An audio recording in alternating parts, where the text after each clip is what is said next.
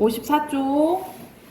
여기서 먼저는 보면은 우리가 어제는 이제 세부 정보랑 핵심 정보 파악하는 거 했고, 오늘 할 내용은 정보 및 내용, 전개된 내용을 추론하는 내용. 그러니까 나와 있지 않는 것을 이제 추측해서 생각해 보는 거지. 그래서 개념 이야기 보면 1번에 지문에 제시된 정보를 바탕으로 새로운 정보와 내용을 적절하게 추론할 수 있는지 묻는 유형이 나와요. 이런 문제를 볼 때는 먼저 문제의 발문을 통해서 지문에서 추론해야 할 정보가 제시된 부분을 찾아서 자세히 읽음으로써 추론의 힌트와 근거를 얻습니다. 그러니까 먼저 문제를 보고 문제에서 아마 이거가 맞느냐라는 추론하는 문제가 나올 거잖아, 그치? 그러면 지문에서 그와 관련된 단어를 먼저 찾아야겠죠. 그래서 그 내용에 대해 자세히 읽고 그러면 이러지 않을까라는 걸 봐야 된다 이 말이야.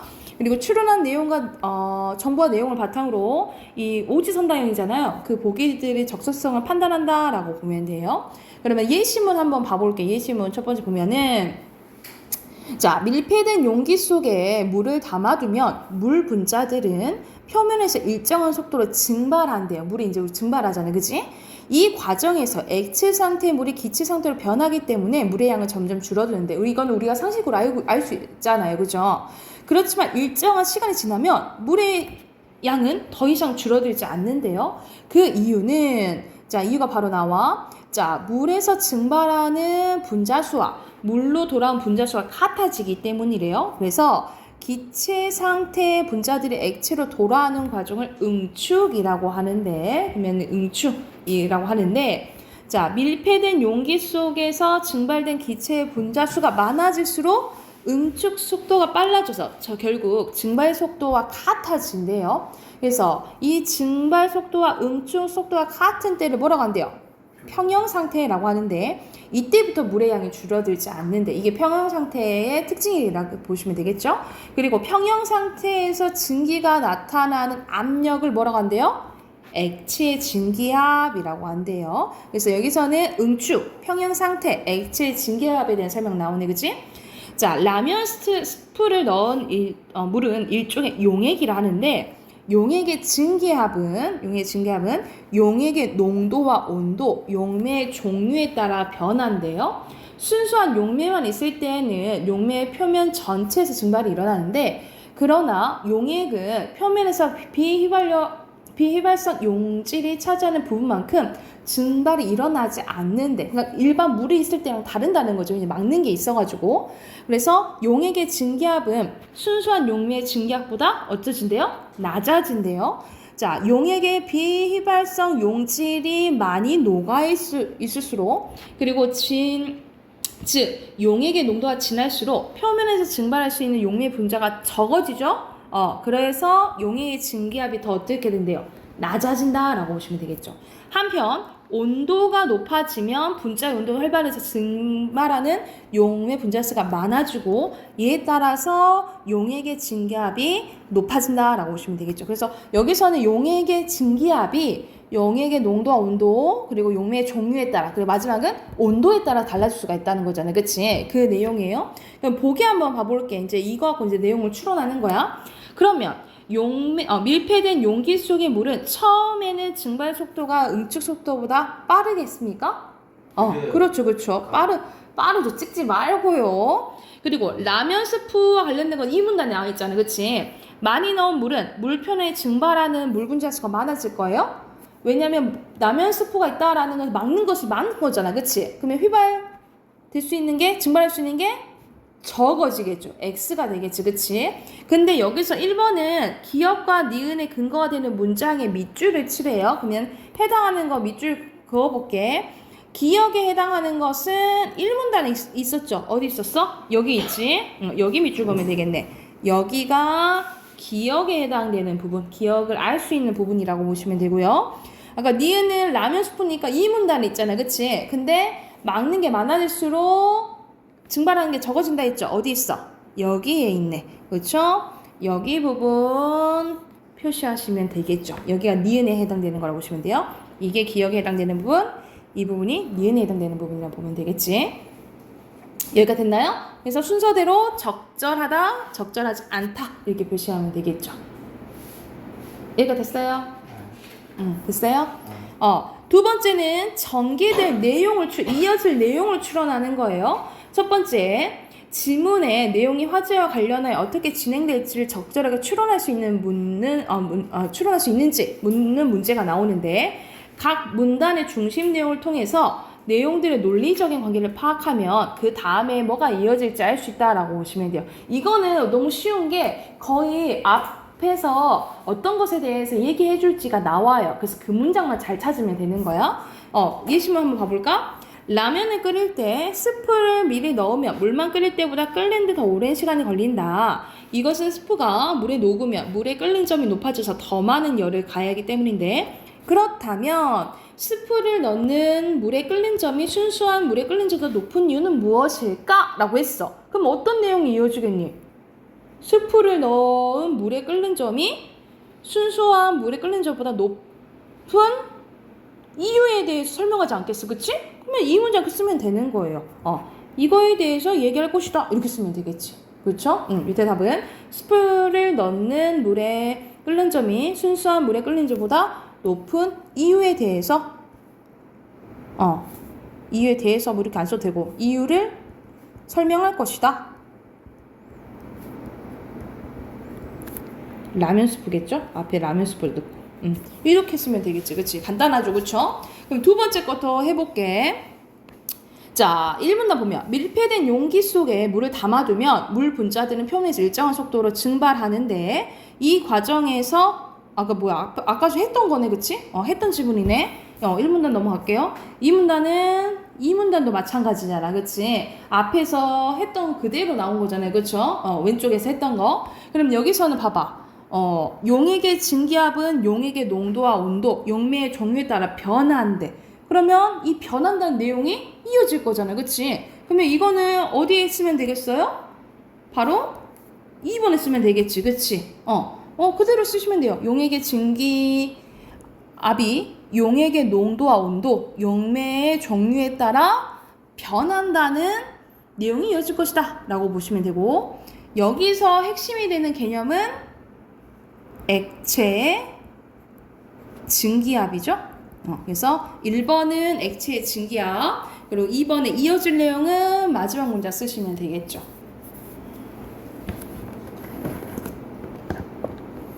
이거 됐을까요?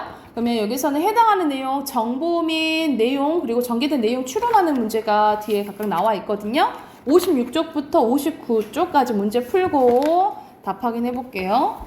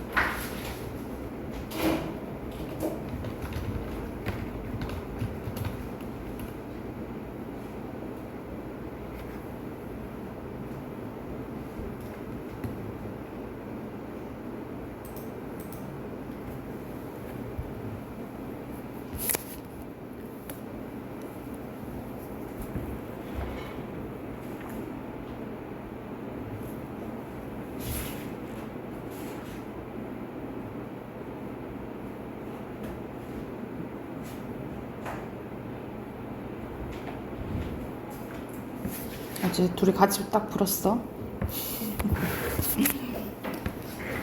자, 같이 한번 봐봅시다. 56쪽. 여기서는 뭐 면진 장치에 대해서 나오고 뭐 적층 고무 받침에 대해서 나오는데 1문단부터 요약하면 여기서는 갑자기 진폭이 커지는 것은 공진 현상이죠. 그렇죠? 공진 현상. 2문단에 들어갈 거는 면진 장치. 딱 핵심어만 딱 나오네. 그리고 3문단에는 적층 고무 받침이죠. 그리고 이번에 내용 추론한 거를 이제 보는 거야. 면진 장치는 고유 진동 주기를 측정할 수 있습니까? 여기에서 그런 내용 나와요? 아니죠. X고요. 그리고 면진 장치는 지면에 고정시키는 역할을 하는 게 아니라 뭐 해준다 했어? 격리시킨다 했잖아요. 그쵸? 그러면 X라고 보시면 되겠죠. 자, 그리고 3문단 보면은 여기서는 공진 현상 때문에 피해를 입는다 라는 거 1문단 보면 맞겠죠. 그쵸? XXO예요. 그리고 여기서는 적층 고무 받침이 관련된 거니까 3문단 보면 되잖아. 그치? 여기를 봤을 때 다른 장치에 비해 비용이 적게 든 장점이 있는데 그러나 하면 단점에 대해서 나오네요. 그쵸? 그러면 단점을 찾아야 되잖아. 적층 고무 받침의 단점은 뭐예요? 그러나 이거는 다른 것보다 지진파의 진동을 감소시키는 기능이 떨어진다 했잖아요. 그죠? 이게 단점이지? 그러면 개선된 장치는 적층 고무 받침보다 뭐가 좋아야 되겠어요? 장치의 진동 감쇄력이 좋아야겠죠? 그래서 감쇄력이 높다 뭐 이런 식으로 써야겠지? 장치의 진동 감쇄력이 높다. 이게 그 감쇄시키는 기능이 떨어진다라고 했으니까 그래서 3번 이렇게 쓰면 되겠죠. 됐나요? 그리고 4번에는 이어질 내용 하는 거야. 이건 거의 마지막만 봐도 되잖아요. 그치? 보면은 법률의 규정과 계약의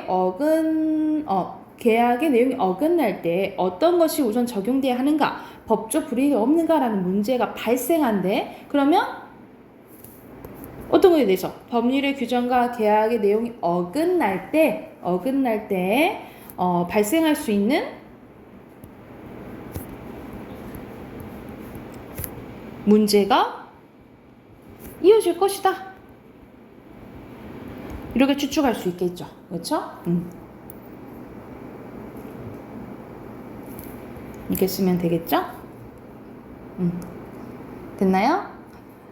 자, 그리고 밑에는 비트겐슈타인의 철학에 대해서 나오는 전기와 호기에 따라서 나뉘어지는데 해당하는 거 1문에 들어갈 것은 언어고요. 2문단에 들어갈 것은 그림 이론이죠. 그리고 3문에 들어갈 것은 가족 유사성이 되겠죠. 그리고 6번 가보자. 5를 바탕으로 들어갈 거 봐보래요. 그림 이론에 대한 비판적 입장에서 1문단의 비트겐슈타인은 뭐와 관련돼서 철학적 사유겠죠. 그렇죠? 그래서 빈칸 철학적 사유 넣으시면 되고, 그리고 이 문단에 비트겐슈타인은 뭐라고 주장을 해요? 한 낱말의 의미는 그렇지. 한 낱말의 의미는 그것을 사용해 있다. 이거 그대로 이렇게 쓰시면 되겠죠. 됐습니까? 자, 그리고 앞에서 했던 질문이 58쪽에 나오죠. 그치? 근데 안 본 부분이 이제 마지막 부분이거든요. 마지막 부분만 잠깐 봐볼게. 자, 라면 스프에 넣는 물의 끓는 점이 높아지는 이유는 용액의 증기압 변화를 통해서 설명할 수 있는데, 끓는다라는 것은 과학적으로 정의하면 액체의 증기압이 대기압과 같아져서 액체 내부에서 기체 상태로 변한 분자들의 액체의 표면 바깥으로 분자들이 액체의 표면 밖으로 나오는 것이라 할 수 있대요.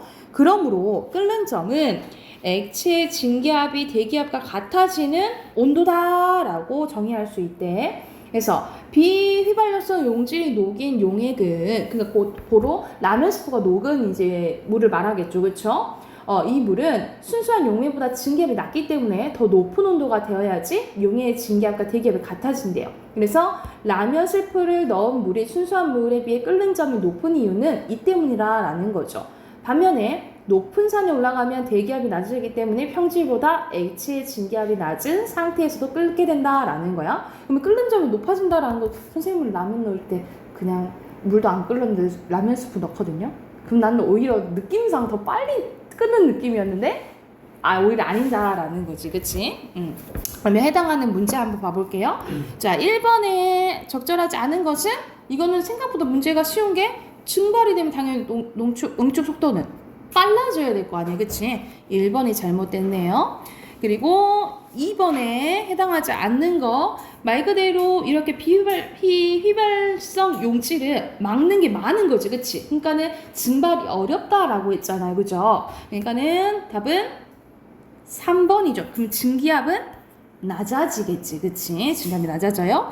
그리고 3번은 가와 나의 끓는 점인데 끓는 점은 자 증기 온도가 높이에 따라서 증기압도 높아지잖아요, 그렇죠? 그러면 정비례라고 생각을 하면 되겠죠? 그러면 정비례에 해당되는 거 1번이겠네, 그치? 왜냐면 뭐가 더 높아야 돼? 끓는 점이 나가 더 높아야 되잖아, 그치? 그러니까 나가 더 이쪽에 있어야겠지. 똑같은 거는 말도 안 되죠? 똑같은 것은 말이 안 되고 나가 더 높아야 된다라고 보면 돼요. 이게 틀렸잖아, 여기는, 그쵸? 오케이. 그리고 문학 펴봅시다.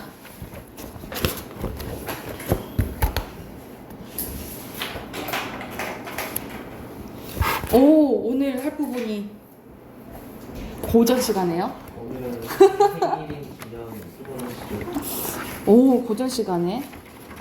선생님, 이거는 다는 안 하고 2장만 할게. 2장만 할게. 다 하기에는 내용이 너무 많고 여러분 머리에 한 번에 안 들어올 것 같으니까 선생님이 기념이 안 들어올 것 같은데. 선생님 생일인 기념 오늘을 이건 뗍시다. 2장만 할게요. 집중해서 딱 합시다. 힘들어? 이거 하고 쉬는 시간 1분 줄게. 1분 줄게. 자, 여기서는 고전 시간은 맨날 고전 시간에 우리가 중학교 때 시조를 많이 했었잖아요, 그쵸? 근데 여러분 이제 고등학생 이제 되니까 다양한 작품들이 많이 있잖아요, 그쵸? 그 순서대로 약간 나온 거라고 생각을 하면 돼. 자, 가장 오래된 게 고대가요예요, 고대가요. 가지고 고대가요는 자, 고조선 시기부터 삼국시대 초기까지라고 보시면 됩니다. 그래서 이때 초창기에는 지금은 우리가 시랑 노래랑 따로잖아요, 그치? 근데 예전에는 이 시랑 노래가 따로 되지 않고 합쳐져 있다라고 보거든요. 그래서 그때 당시에는 거의 종합 예술로 봤어요. 노래랑 이 시가 합쳐져 있고, 그리고 집단적으로 부르는 노동요 의신교가 많았다라고 보시면 됩니다. 근데 나중에 점점점 개인 서정적인 노래로 바뀌어졌다라고 보시면 돼요. 지금은 거의 개인적인 노래를 하잖아요, 그죠? 그러니까는 처음에는 집단적으로 부르는 노래가 많았는데 점점 이제 개인 노래가 나오는데, 이게 대표적인 최초의 개인 서정시를 뭐라고 보냐면 유리왕의 황조가예요, 황조가. 그래서 저 암수 새들은 정답게 논이는데 나는 왜 외롭지? 이렇게 얘기한 개인의 서정시를 얘기한 유리왕의 황조가가 대표적인 개인 서정시에 대해서 나온 거라고 생각하시면 됩니다. 이거 유리왕은 주몽의 아들이에요. 주몽의 아들로 두 번째 왕이라고 생각하시면 됩니다, 고구려에. 그리고 구저 입으로 전해져 왔겠죠. 왜냐면 이때 당시에는 글이 있었지만 어떤 글이었어? 한자였잖아요, 그죠? 우리말이 안 하기도 구전되기 힘들었고, 후대에 이제 기록해졌으며 대부분 사구체 한역시다라고 보시면 됩니다. 사구체라는 것은 행이 4개다라고 보시면 돼요. 4줄짜리라고 생각하면 돼요, 4줄짜리. 자, 그 다음에가 대표적인 향가입니다. 향가는 신라시대 때 만든 향찰로 표기된 시가를 향가라고 해요. 자, 향찰은 우리가 말 그대로 한글이 만들어지기 전에는 뭐를 빌려다 썼었어요? 한자를 빌려 썼었지, 그치? 근데 이 한자랑 우리말이랑 너무 안 맞는 거야. 그래서 그나마 우리 식대로 조금 바꾼 것을 뭐라고 하냐면 차자표기법이라고 해요. 차자표기법이라고 하는데, 이 차자표기법에는 3가지가 있어요. 이두, 구결, 향찰, 이렇게 3가지가 있는데, 이 3가지 중에 가장 그나마 우리식 어순으로 바꾸고 그나마 우리말처럼 쓴 게 향찰이라고 보시면 됩니다. 그래서 향찰이 가장 조금 업그레이드 된 거라고 생각을 하면 돼, 이 차자표기법 중에. 그래서 신라시대 때 한자의 음과 뜻을 빌려서 국어 문장 전체를 적은 표기법으로 이 향찰로 쓰여진 신라시대 때 노래를 뭐라 한다고? 향가. 향가라고 한다고. 자, 향가는 세 가지 종류가 있어요. 4구체, 8구체, 10구체입니다. 그래서 이렇게 행이 더 늘어날수록 더 세련되고 정제됐다라고 보시면 돼요. 그래서 가장 발전된 게 몇 구체? 19체의 향가라고 보시면 돼요. 여러분 가장 배웠던 게 제망매가 생각나죠? 월명사의 제망매가 누이가 죽은 누이가 그게 뭐죠? 가가지고 기억 안 나? 그게 뭐죠? 누가 죽고 누가 살아나죠? 월명사가 죽은 누이를 기리노래. 그래서 결국 우리는 미탈찰에서 만날 거니까 나 도 닦아서 기다리겠다 라고 한 내용이 있는데 그게 뭐죠? 너는 기억해야지. 너는 3학년 때 선생님이 시험 대비도 했는데 제망매가 그런가요? 이렇게 망각한다고. 그리고 우리 어디서도 했냐면 꿈틀에서도 했었어요. 방학 때 방학 교재에서도 했었어. 나왔던 교재인데 이럴 수가. 지나간 것은 지나간 대로 뭐 노래 가사 없니? 아니 이렇게 망각의 동물일 수가. 지나간 것은 있고 새로운 출발을 합시다. 그럽시다. 반복합시다. 반복해야 돼. 그래서 이 19체 향가가 가장 많이 세련된 거라 했잖아. 그치? 정제되고. 그래서 19체 향가를 같은 말로 산회가라고 해요. 산회가. 산회가가 나오면 같은 말로 19체 향가라고 생각하시면 돼요. 그리고 자, 몇 단 구성이냐면 사람 구성. 그래. 4단 구성이야? 3단 구성이에요. 3단 구성이고 여기에 대한 설명이 있지. 이런 낙구가 옵니다. 이런 낙구가 오는데 그래서 이런 3단 구성과 낙구는 어디에 영향을 줬다라고 보냐면 우리가 세 줄짜리 시 뭐 있지? 세 줄짜리 시요? 조선시대 때 쓰여진 시조. 시조에 영향을 줬다라고 봐요. 3단 구성과 낙구는 훗날에 시조에 영향을 줬다라고 본다라고 보면 돼. 그래서 향가는 보통 누가 썼냐면 아까 월명사 얘기했잖아. 승려와 또는 우리 신라 시대 때 화랑도 들어봤어요? 화랑도 들어봤나요? 이 화랑도에 화랑들이 좀 많이 썼다라고 생각을 하면 돼. 그 다음에 고려시대 때 쓰여진 말 그대로 고려가요입니다. 이 고려가요는 자, 작자층이 평민들이에요. 평민들. 그래서 같은 말로 고려, 소교 이렇게 얘기하기도 해요. 고려, 소교. 자, 고려가요의 특징입니다. 고려가요의 특징 이거 외워놔야 돼. 몇 음보, 3음보고 이때부터 연이 구별이 돼요. 1연, 2연, 3연, 4연 이렇게 구별이 돼. 그래서 그것을 분연체, 같은 말로 분절체, 그리고 연장체라고 해요. 같은 말 알아둬요. 자, 다시 한번 연을 구별하는 걸 무슨 체라 한다고? 분연체라고 한다고. 분연체, 분절체 또는 분장체 이렇게 하기도 하거든요. 분연장체 같은 말이고 뭐가 붙냐면 후렴구가 붙는 게 특징입니다. 후렴구. 여러분 얄리 얄리 얄라셩 얄라리 얄라 들어봤지 그치? 이 대표적인 이런 후렴구가 붙는 게 고려가요라고 보시면 돼요. 근데 고려가요는 어떤 특징이냐면 이 후렴구랑 본시의 내용이 거의 상관이 없는 경우가 많다라고 보시면 돼요. 자, 후렴구가 왜냐면 이제 이게 조선시대 때 붙었다라고 추측을 하거든요. 그래서 후렴구가 본시의 내용과 관련이 없는 경우가 많다라고 보시면 돼요. 그래서 창작 계층이 평민이기 때문에 소박한 생활과 진솔한 감정을 담긴 작품이 많다라고 보시면 됩니다. 그래서 여러분이 흔히 알고 있는 것은 가실이에요. 가실이 있고 가실이 있고 기억나지? 네. 기억나요? 가실이 있고 가시렵니까? 날 버리고 가시렵니까? 누굴 버린 거죠? 대표적으로 이따 봐볼게요. 자, 그리고 조선시대 때 가장 많이 쓰여진 게 시조죠. 시조는 고려 말기부터 창작돼요. 우리 고유의 정형시입니다. 정형시라는 것은 뭐가 정해져 있다? 형식이 정해져 있다라는 거지. 그래서 3정 6구 45자 내외에 사음보예요. 사음보. 그래서 3장 6구 45자 내외 사음보에다 몇 글자가 반복돼? 세 글자, 네 글자, 네 글자, 네 글자, 글자가 반복되죠? 그래서 이걸 글자 수가 반복돼서 느껴지는 운율을 음수율이라고 하죠. 음수율. 자, 이런 식으로 3장 6구 45자 내외라는 형식이 잘 지켜지면 평시조라고 해요. 평시조. 그리고 이 평시조가 여러 개 오면, 연시조라고 해요. 연시조는 2개 이상의 평시조가 있는 거야. 그러니까 평시조가 만약 하나 있잖아요. 하나 있으면, 만약 평시조가 하나 있어. 그러면 단시조라고 하고요. 단시조. 이 평시조가 여러 개 오면은 연시조라고 생각을 하시면 돼요. 그래서 선생님 방금 그랬잖아. 3장 6구 45잖아요. 이 형식이 잘 지켜지면 평시조라 했잖아요. 근데 이제 조선 후기가 되면 사람들이, 백성들이 글을 알기 시작하고 여자들 글을 알기 시작하고 백성들은 뭐가 많아?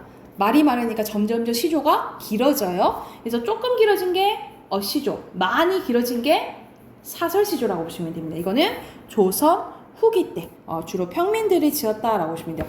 평시조는 양반들이 많이 지었고, 양반들이 사대부들이 많이 지었고, 사설시조는 평민들 또는 뭐 아녀자들이라고 많이 지었다라고 생각하면 돼. 자, 그 다음에 우리 방학 때 선생님이 해석한 거 시킨 거 있잖아요. 관동별곡 기억나죠? 관동별곡이랑 송미인곡이랑 삼이인곡 해석한 거 그때 기억나나요? 아니요. 우리 엄청 긴 시조 했었잖아. 긴 거 했었잖아. 기억 안 나? 방학 때 했던 거? 진짜 기억 안 나? 어머나. 사실 방학 우리 1, 2월이었어. 지금 몇 월 달이야? 네, 많이 지났죠. 5월 달이야. 2월 달에 해보자. 2, 3, 4. 지금 5월달인데 3개월밖에 안 지났는데 이렇게 망각이 무슨 3년 지난 줄 알겠어. 이렇게 기억 못하면 어떡하냐. 지금의 현재 집중해야죠. 그러니까 집중하자. 네. 자, 가사는 앞에 나왔던 시조 있죠. 시조가 엄청 길어진 거라고 생각하면 돼. 그래서 고려 말에 경기체가가 쇠퇴하면서 이 경기체가는 고려시대 때 쓰여진 경기체가, 이거는 고려시대 때 쓰여진 게 경기체가라고 하거든요. 이거는 여기 잘 나와 있지는 않는데, 그리고 작품도 한 2가지밖에 안 돼가지고 잘 안 나오긴 하는데 알아두세요. 이건 고려시대 때 쓰여진 걸로, 아까 전에 고려가요는 누가 지었다 했어? 평민들이 지었다 했죠. 그쵸? 이거는 경기체가는 고려 귀족들, 고로 신흥사대부, 고려 말기 신흥사대부들이 나중에 조선 세우잖아요. 그죠? 이 신흥사대부들이 얘네들은 겁나 똑똑해. 그러니까 우리는 왜 이렇게 똑똑해? 그리고 막 즐겨. 그러니까 자기가 똑똑한 것을 막 뭐 하고 싶어? 자랑하고 싶은 거지. 그치? 그 자랑하는 내용들이 자신의 지식이 있잖아요. 지식. 그리고 뭐 즐기는 거. 이런 것을 자랑하는 내용이 나오는데, 그런 것을 우리가 아는 지식을 자랑하는 것을 무슨 쪽 표현이라고 하냐면 현학적 표현이라고 해요. 그래서 현학적이라는 말이 나오면 경기체가의 특징이라고 보시면 됩니다. 경기체가는 그러니까는 지 잘난 척 하는 거라고 생각하면 돼. 지 잘난 척. 근데 이 경기체가 쇠퇴하면서 가사가 발생하게 됐고요. 선생님이 가사는 시조가 엄청 길어진 거라 했지, 그치? 사음보 연속체 형식을 가지나 길이의 제한이 있어, 없어? 없어. 그래서 엄청 길어진 거라고 생각을 하면 돼.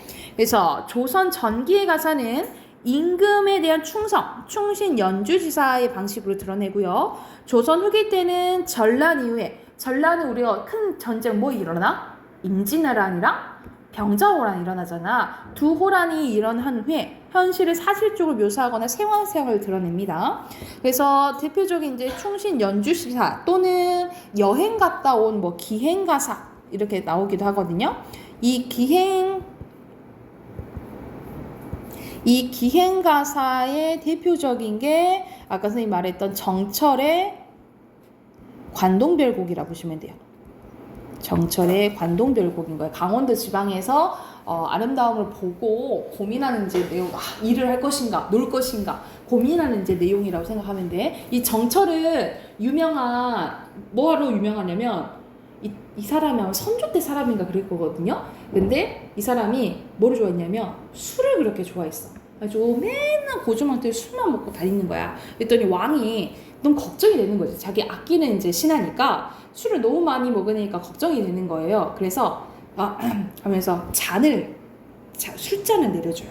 술잔을 이렇게 하면서 이제부터 이거 하루에 한 잔만 먹는 거야 하고 이제 임금이 술잔을 이렇게 주는 거야. 그런데 정철은 술을 너무 좋아한다 했잖아. 근데 임금의 왕명은 어기면 안 되겠고 술은 먹어야 됐고 고민을 한 거야. 그러다 어떻게 했냐면 잔이 있잖아요. 이 잔에 한 잔만 먹으라 했잖아. 이 잔을 늘릴 수 있는 대로 늘려요. 탕탕탕탕 해가지고 늘릴 수 있는 대로 늘려가지고 거기에 가득 담아서 먹었다라는 뭐 이야기가 있어요. 그 정도로 뭐 술 좋아했던 사람인데. 그래서 이 정철 하면은 정철의 작품이 가사가 가장 많이 나온다라고 보시면 되고, 이 가사도 종류가 좀 두 가지로 나뉘어지거든요. 어떻게 나뉘어지면 되냐면 우리가 시조가 마지막에 종장에 첫 음보는 3음절로 고정되어 있다 이런 것처럼 마지막에 세 글자, 다섯 글자, 네 글자, 세 글자가 오면 3543이라 하는데 이 마지막 줄이 3543이 오면 정격가사라고 하고요. 만약 이 3543 글자 수가 정해지지 않았어. 그러면 변격가사라고 해요. 다시 한번 마지막에 종장에 글자 수예요. 종자 마지막 장 마지막 줄에 3543이 지켜지면 정격가사, 지켜지지 않으면 변격가사라고 생각하시면 되겠죠. 여기가 됐습니까? 그러면 옆에 예시 한번 봐볼게. 자, 이거는 구지가는 대표적인 고대가요입니다. 고대가요. 아까 전에서 대표적으로 네 줄짜리라 했죠? 사고체야. 거부가 하고 부릅니다. 형식이 부름 형식이고, 머리를 내어라. 뭐뭐 해라. 무슨 영이야? 명령. 그렇지. 명령하는 거야. 머리를 내어라. 여기서는 머리는 뭘 의미할까? 우두머리를 의미하는 거지. 고로 누구를 주라 이 말이야. 왕. 그렇지. 임금 왕을 내어라 라고 이제 주술적인 내용을 하는 거야. 자, 내어놓지 않으면 뭐뭐 한다면 가정하는 거지. 그치? 너 구워서 먹어버린다. 이거는 거북이를 뭐 하는 거야? 죽이는 거북이를 협박. 그렇지. 협박하는 거죠. 위협하는 부분이라고 보시면 돼요. 그래서 여기서는 임금이 나오기를 기원하는 주술적인 의식적인 요라고 생각을 하면 돼. 그러면 당연히 맞겠죠. 오겠죠. 그죠? 집단적이고 주술적이라 보면 되겠죠. 그리고 두 번째 선생님 말했던 월명사의 제망매가요. 대표적인 향가라고 보시면 됩니다. 대표적인 향가야. 향가는 몇 단 구성이라고? 이건 몇 단? 이거 몇 줄짜리야? 1, 2, 3, 4, 5, 6, 10줄짜리야. 그러면 이렇게 3단 구성이라고 보시면 되겠죠. 3단 구성. 그리고 이걸 뭐라 부른다고? 영탄법. 맞아. 용타법 맞는데 여기 한가에서는 낙구라고 불러요. 낙구. 자, 이거 내용 보면은 자, 생사는 죽고 사는 거지? 죽고 사는 길은 얘 있음에 여기 있음에 여기라는 것은 우리가 살고 있는 이승을 의미한다라고 보시면 돼요. 여기 있으면 머뭇거리고 그러면 죽음에 대해서 사람들은 보통 두려워하지. 그치? 여기서는 머뭇거린다라는 것은 죽음에 대한 걱정, 죽음에 대한 두려움을 의미한다라고 보면 돼. 나는 간다라는 말도 못다 이러고 어찌 갑니까? 여기 선생님이 제망매가의 뜻은 제사 제자에다가 매가 망이 이를 망, 매자가 자매할 때 매예요. 그러니까는 죽은 누이를 기리는 노래라고 생각하면 돼. 그러면 여기서 나는 간다라는 말도 못하고 못다 이러고 어찌 갑니까? 누가 갔다 이 말이야? 누이가 갔다 이 말이야. 여기서 나는 죽은 누이를 의미한다라고 보시면 돼요.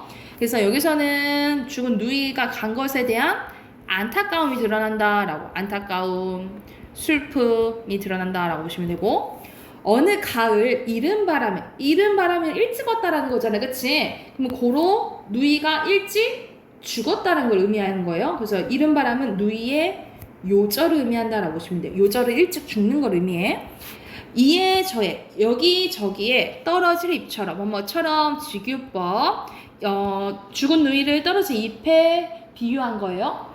한 가지에 나고서 한 가지 났다라는 것은 너와 나는 한 부모 아래서 낳는데 한 부모 아래서 낳는데 나는 왜 너 가는 것을 모르느냐. 그래서 여기서는 인생 무상감이 드러난다라고 생각을 하시면 돼요. 그런데 근데 지금 마냥 슬퍼하지는 않아. 왜? 미타찰에서 만날 날이요. 하지만 난 믿어. 우리는 어디서 만날 거야? 미타찰에서 만날 거야. 선생님 여기서 월명사가 스님이라 했죠. 그쵸? 그럼 미타찰은 불교적 용어로 극락세계라고 생각하면 돼. 그러니까 고로 기독교로 치면 천국이라고 생각하시면 돼요. 아니 괜찮아. 우리는 어디서 만날 거야? 저 세상에서 만날 거잖아. 여기서 나는 시적 화자라고 보시면 됩니다. 그래서 앞에 나오는 나와 여기서 나는 의미가 다르다라고 생각하면 돼. 그래서 나 뭐 할 거야? 도 닦으면서 기다릴게 하면서 슬픔을 종교적으로 이겨내려고 했다. 승화하려고 했다. 라고 보시면 됩니다. 여기가 됐나요? 그러면 이건 몇 구체한가? 네? 7구체, 8구체, 9구체 19체한가? 그리고 죽은 누이를 추모? 그렇지 추모하는 내용을 담았다라고 보시면 됩니다. 자 그리고 여기서는 서경별곡이라는 대표적인 여기서 봐봐 위 도어렁정 도어렁정 디링디리 위 도어렁정 도어렁정 디링디리 다링디리 위 도어렁정 도어렁정 다링디리 라는 뭐가 붙어요? 두어렁성 이거는 뭐가 붙어요? 후렴구가 붙는 거야. 후렴구가 붙는 거 대표적인 거 뭐였어요? 뭐가 있어요? 대평선대 그거 있잖아. 그 갈래가 뭐예요? 갈래가 뭐예요? 방금 했잖아. 가사, 시조 뭐가 있죠? 후렴구가 붙는 거 뭐? 가요? 그래요. 아 그러네. 고려가요예요. 고려가요. 자 가보자. 구슬이 구슬이 우리 그냥 진짜 구슬을 얘기하는 거예요. 구슬이 바위에 떨어진들 끈인들 끊어지겠습니까? 끊어진다 안 끊어진다? 안 끊어진다 이 말이야. 이거는 의미 없는 조은구라고 보시면 돼요. 의미가 없어. 의미 없는 조은구야. 천해를 천해를 천년이라고 보시면 되겠죠. 천해는 천년이야. 천년을 외롭게 살아간다 한들 이거 믿을 시자예요. 믿음이 끊어지겠습니까? 그러니까 우리가 헤어진다 한들 우리는 끊어져 안 끊어져? 안 끊어지고 당신과 나에 대한 믿음도 끊어지지 않는다라는 내용이에요. 자 이거는 특징이 너무 딱 보이죠? 몇 번이에요? 1번 1번이죠. 있어요? 넘겨봐. 쉬는 시간 없는데 잠깐 쉬었다 할까요? 자, 우리 한 장 더 해봅시다. 집중해서.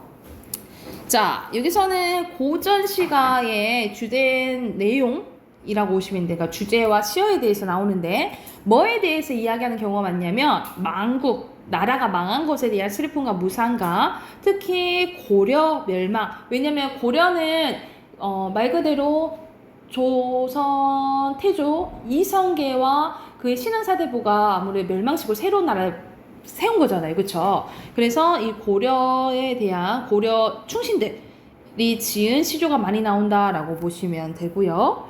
그리고 임금에 대한 충정과 연군 지정이 나와요. 임금에 대한 당연히 충성에 그리워하는 마음을 연군 지정이라고 보시면 됩니다. 그리고 불리한 정치 상황에 대해서 임금에 대한 충절과 우국에 대한 그러니까 나라를 걱정하는 거예요. 그래서 말 그대로 임금에 대해서 생각하면 연군 지정이고요. 나라에 대해서 걱정하면 우국 지정이라고 해요. 나라에 대해서 걱정하면 우국 지정이라고 해.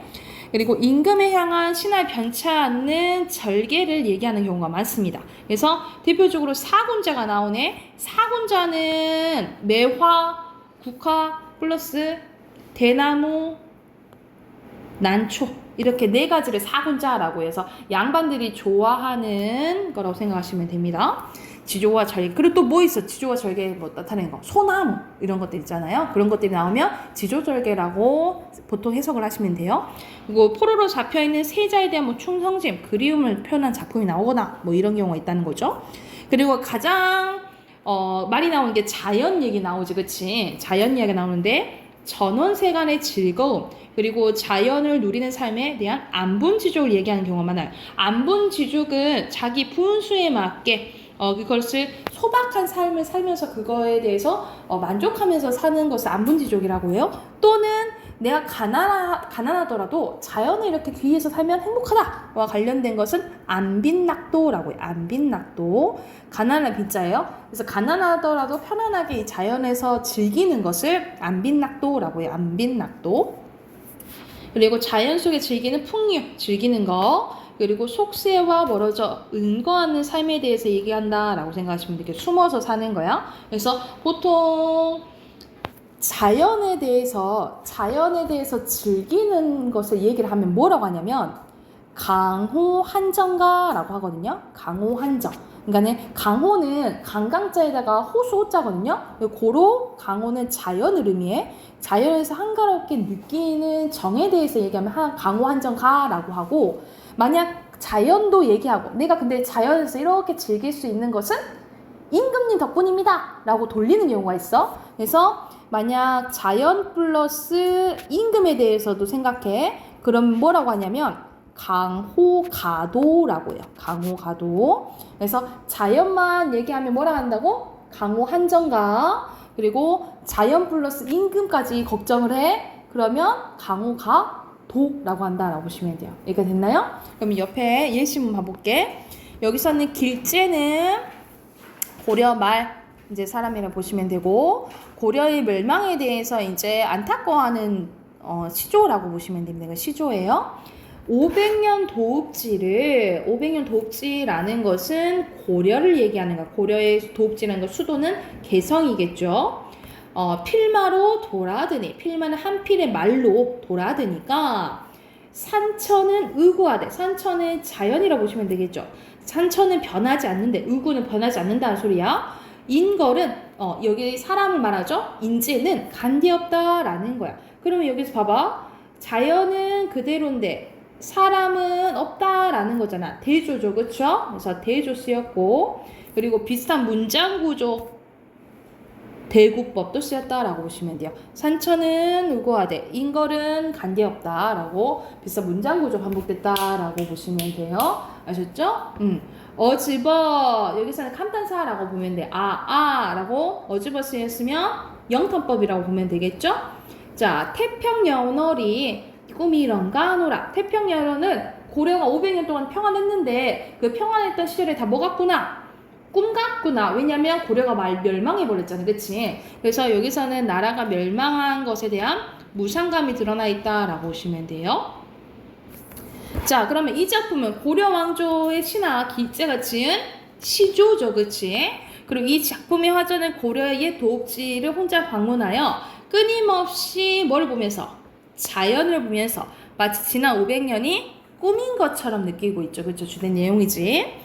그리고 성산문에 또 시제가 나오네. 이 성산문은 자, 단종 고로 세조 때 사람이라고 생각하시면 돼요. 단종 세조. 이 세조가 단종 조카의 자리를 빼앗았잖아. 그치? 이 성산문은 단종에 대한 충성심이 있는 신하라고 생각하시면 돼요.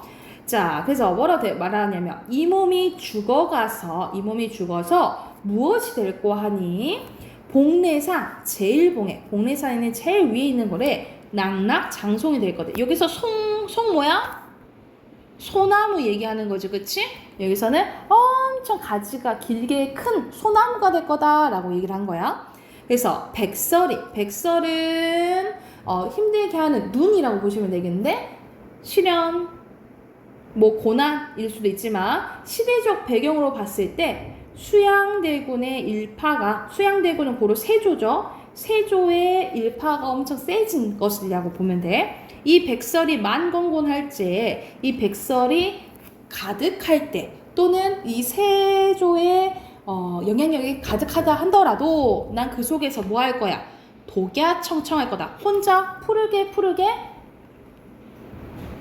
유지할 거다라고 얘기를 하는 거야. 그러면 이 여기서 독야청천고로 나는 지조와 뭐를 지킬 거야? 절개를 지킬 것이다 라는 다짐이 드러나 있다라고 보시면 돼요. 그래서 이 시의 화자는 자신의 죽음을 가정해서 각오와 다짐을 드러냈고요. 그리고 화자의 삶의 태도가 투영된 소재는 소나무잖아. 고로 낙낙장송이 되겠죠. 여기 됐나요? 그리고 마지막 작품 봐볼게. 정극인의 상춘곡인데 이 상춘, 이 춘은 뭐야? 봄춘자, 아니 춘은 뭐야? 봄춘자고 우리가 상은 상주다 할 때 그거야. 그래서 여기서는 봄에 이제 즐거움, 봄의 이제 아름다움에 대해서 얘기한 거라고 생각을 하면 돼. 이건 대표적인 최초의 가사라고 보거든요. 가사, 이거는 가사. 그래서 가사는 선생님 길다 했잖아. 그것의 일부분이 나와 있다라고 보면 돼. 됐나요? 너 여기 집중력 이렇게 떨어졌어. 응? 이렇게 집중력이 떨어져. 자, 첫 번째부터 갈게. 홍진. 홍진은 미세한 그 빨간 먼지를 의미하거든요. 고로 속세. 속세, 인간사를 얘기한다라고 보시면 돼요. 속세에 묻힌 분내, 속세에 사는 사람들, 이내 생에 어떠하고 내 생애를 들어봐라 라는 거야. 옛사람의 풍요, 옛사람들의 풍요, 즐기는 것을 미칠까 못 미칠까? 난 미친다 이 말이에요. 그러니까 옛사람만큼 나 지금 여기서 잘 지내고 있다라고 자랑질하는 거예요. 그래서 여기서 일부러 의문문 형식으로 표현한 거 서리법이고 나 지금 옛사람의 풍요에 미친다라는 거야. 천지가 남자 몸이 날만하니 하건만은 천지간의 남자들은 나만한 사람 많을 거 아니야. 남자들 많을 거 아니야. 그치? 그런데 산님은 자연이죠. 자연에 묻혀 있어서 지락, 끝없는 완전한 즐거움을 말을 건가. 난 그런데 세상 사람들은 남자들 많지만 나는 이 자연에 있어가지고 즐기고 있다라고 얘기를 하는 거야.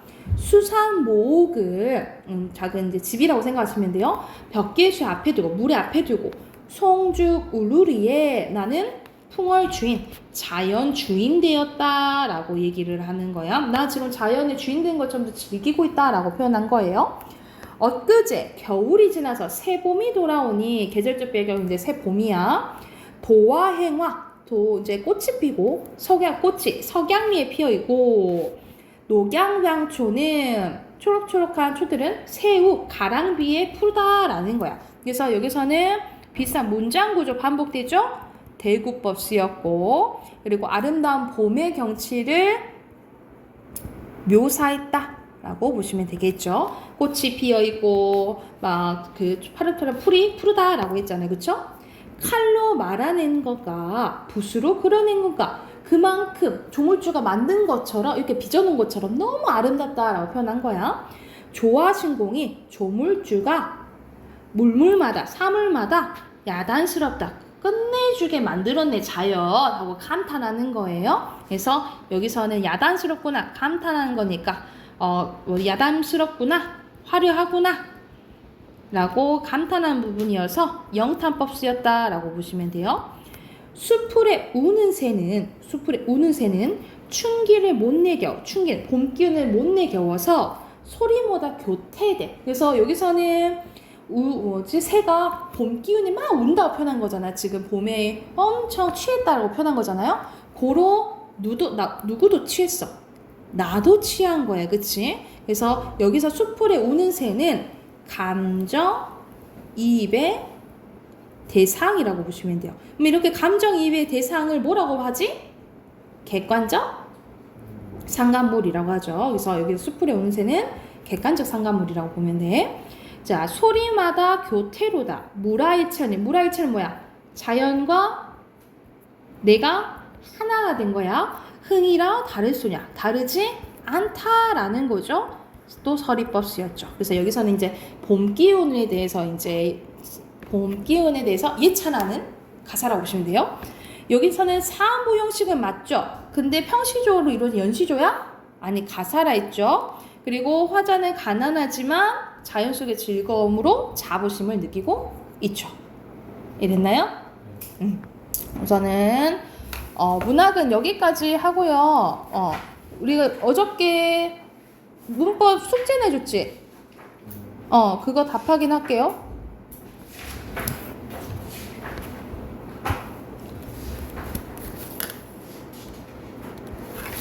몇 초 피면 될까요? 50초. 50초.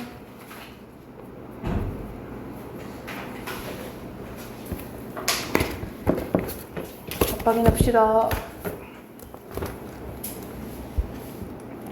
민서 풀었습니까?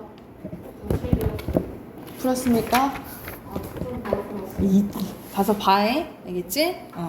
자, 48쪽 보면은 내용 알맞지 않은 거 확인해 볼게요. 여기서는 선이라는 접사가 나오는데 선은 서툰 이런 뜻이다 라고 하고, 그래서 대표적으로 군말, 군살 이런 접두사가 쓰이는 거, 이런 접두사로. 그리고 보가 있는데 보는 그것을 즐기거나 그 정도가 심한 사람 의미한대요. 대표적인 전미사라고 보시면 되겠죠. 그리고 어근에 전미사와 결합하면 품사가 바뀌기도 하는데, 사랑은 명사지만 사랑하다는 동사잖아요. 이런 식으로 하다는 품사를 바꿔주는 전미사라고 보시면 돼요. 그러면 여기에서 알맞지 않은 것은 보면은 영애는 몇 번 했어요? 제 피셜로는 4번. 4번인데 여기서는 꾀보에 보가 붙었죠. 근데 의미가 더해진 건 맞지? 근데 꾀도 명사고 꾀보도 명사잖아요. 품사를 바꿔주지는 않았죠. 그치? 이게 들렸어. 나머지 맞다라고 생각하시면 되고. 자, 49번 봐볼게요. 49번에 알맞지 않은 거. 여기서는 접두사가 명사에 결합했대요. 명사 결합한 거 맞죠? 그쵸? 그리고 접두사가 용언에 결합했대요. 나가다, 맞다. 맞죠? 그치? 그리고 특정한 접두사는 둘 이상의 품사에 결합해서 새로운 단어를 만든대요. 헛, 디디다. 헛, 수고가 맞을 수도 있겠죠. 그리고 리을 바보가 주의 환경에 따라 다른 접두사가 붙기도 한데, 새가 붙기도 하고 셋이 붙기도 하잖아. 똑같은 건데 환경에 따라 형태가 달라지는 거야. 근데 알맞지 않은 것은 5번인데 5번은 뭐가 틀렸는지 봐보자. 디귿과 리을에 모두 해당하는 건 숙거, 순양 이건 맞잖아요. 그치? 이렇게 있는데 리을은 맞겠죠. 그치? 근데 특정한 게 붙은 거예요? 아예 새로운 거 만든 거야? 아니잖아. 디귿이 아니겠죠. 그쵸? 그래서 49번이 5번이라고 보시면 되고, 50번 봐볼게. 50번이 알맞지 않은 건데 여기서는 보가 붙는 거, 쟁이, 꾸러기, 전미사와 관련된 거네요. 자, 여기서 알맞지 않은 것은 몇 번? 1번. 다 여기서는 부정적인 의미가 붙습니까? 뭐가 부정적인 건 아닐까? 여기서는 봐봐. 쟁이, 멋쟁이는 부정적인 게 아니잖아. 그치? 다른 거는 뭐 부정적일 수도 있지만, 그치?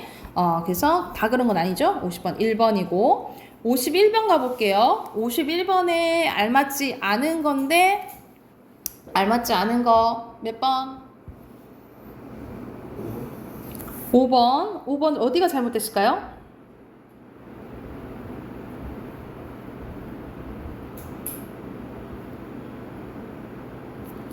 이거 바뀌는 거예요? 바뀌는 의미? 아니지. 앞에는 그렇다 했지만 뒤에가 틀렸죠. 그치? 그리고 52번에 알맞지 않은 거 3번? 3번 봐볼까? 접두사는 어근 앞에 붙어서 특정한 의미 강조하는 거 맞겠죠? 오히려 봐봐. 4번인데 접두사는 자립성이 있는 형태의 수에 붙는데요. 이건 맞겠지, 그치? 근데 전미사는 자립성이 없는 거에 붙어요? 자립성 있는 거에 붙잖아, 그치? 뒷부분이 틀렸죠? 자, 마지막 53번 문제 봐볼게. 여기 선생님이 어근이랑 어간을 잘 봐야 된다 했어. 어근은 단어를 만들 때 핵심적인 의미고, 어간은 활용할 때예요. 활용할 때 변하지 않는 부분이야. 그러면 여기서는 어근은 뭐겠니? 줄이 되겠죠. 그치? 이는 전미사니까. 그리고 여기서 힘은 힘이 들다잖아. 그럼 힘이랑 들이겠지? 그리고 오는 오다 플러스 가다잖아요. 오 가니까 몇 번이겠어요? 4번이 되겠죠. 여기까지 됐나요? 자, 여기까지 하고 다음에 단어형 sab법 할게요.